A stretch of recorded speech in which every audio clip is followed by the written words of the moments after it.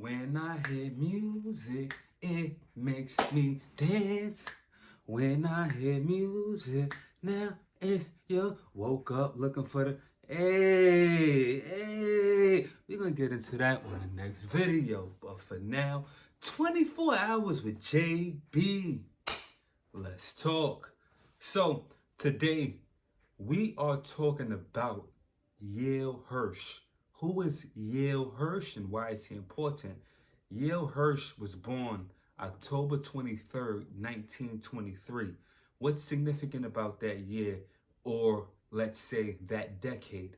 Those are the roaring 20s. Roaring 20s. Google roaring 20s. 1929, Great Depression. Just a little backstory, something for you to write down if you're really into this finance thing. Nonetheless, Yale Hirsch passed away November 10th, 2021. My condolences to his family. May he rest in peace. Yale Hirsch was the founder of the Hirsch Foundation. He's also the creator of the Stock Traders Almanac, right? The 1968 edition being the first one, allowed him to distill his lifelong interest in stock market history, cycles, and patterns into a practical tool for the average investor.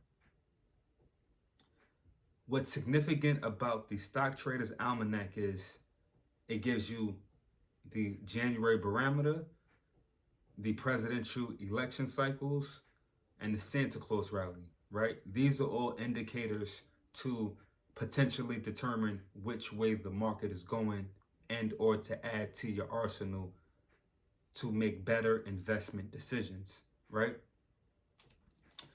The Santa Claus rally was termed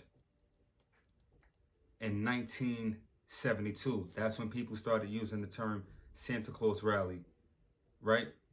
So the Santa Claus rally is essentially the last 5 trading days of the year going into the first 2 trading days of the following year, right? That time frame represents the Santa Claus rally, right? Those 7 days, the last 5 trading days of the year going into the first 2 trading days of the following year, that represents the Santa Claus rally. So the Santa Claus rally brings about a 79.2% increase in stock prices. And this is based off of data compiled for the past 73 years from 1950 into 2022.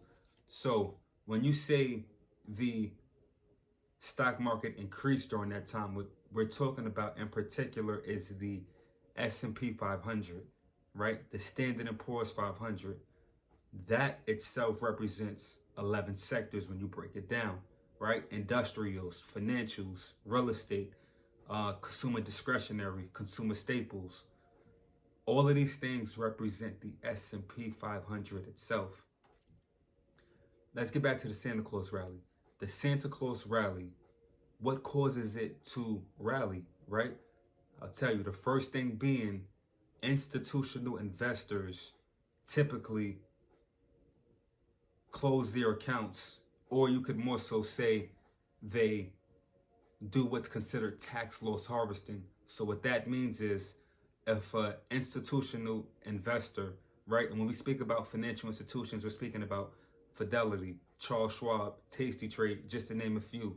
Those major financial institutions, what they do is December, they cash out or close out or realize any losses to offset their gains. As an example, if they made 60,000, let's say on Tesla, right, unrealized gains, what they would do for tax purposes is cash out on a loss of, let's say, 20,000 on Disney. They do that to show the IRS on paper that they made money, yes, but they lost money as well. So this basically balances it out and causes them to pay less in taxes, right? Opposed to having to pay taxes on a whole 60,000 off a Tesla.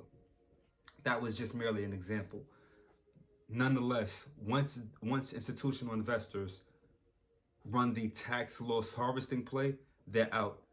They go with their families, they go on vacation, they go recalibrate for the following year. Who comes in the back door? You guessed it, retail investors, right? Because retail investors receive bonuses majority of the time at the end of the year. Whether you work for Wall Street, whether you work as a doorman, as security, as a truck driver, uh, anything that you work, any place that you work, and you receive a tip, a FedEx driver even, right? You would take that money, realistically speaking, or financially speaking, and go into the stock market and buy stock because you have an optimistic outlook. Retail investors are usually more bullish, right? When you speak about being bullish, you're speaking about the stock market increasing. When you speak about being bearish, you're speaking about the stock market decreasing. Nevertheless, retail investors are typically more bullish. Thus, we go to the stock market at the end of the year and we put money in, and that causes the stock market to increase, right? And if we're receiving these tips, these bonuses, etc., we're typically receiving them Christmas or right before, or somewhere within that time frame. So this is why this Santa Claus rally especially comes about, because we start after Christmas going into the new year. This is where I guess majority of the tips are being passed out. In addition, if you have custodial accounts, if your family has custodial accounts, you can put money into that custodial account as a gift, right? Opposed to buying a physical gift, you give a monetary gift, and with that monetary gift giving, it goes into the stock market, and that causes the stock market to rally as well. People are typically more optimistic. There's a different feeling in the air during holiday time, Christmas in particular, and all of this brings about a certain bullish momentum throughout the stock market. So, with that being said, the S&P 500 rally has occurred 58 times, right? From 1950 to 2022. Or you could say 80% of the time the stock market has rallied based off of compiled data. Let's see, as a disclaimer, from 2022 to 2023, the stock market only rose 0.8%. So the growth wasn't there as it should have been. Why is all of this important? It's important because we know if we get into the market, perhaps right before December or even in November. November is a very good month for the stock market as well. But nonetheless, if we get into the market right before this time, we may catch a bit of an increase. But if we're smarter and we know that the market typically rises during this time, we may sit back on the sideline and invest in cash, saving cash, and wait, yield a small return then, and wait till potentially February or just going forward to when the market corrects itself, or we could pay off a credit card to be interest. In other words, this is just a tool to know, to have in your arsenal, to say to yourself, this is what typically happens during this time. Now that I know what happens, I can either happen with it or happen elsewhere. But you have to keep the dollar itself moving, right? The average person doesn't know about the Santa Claus rally.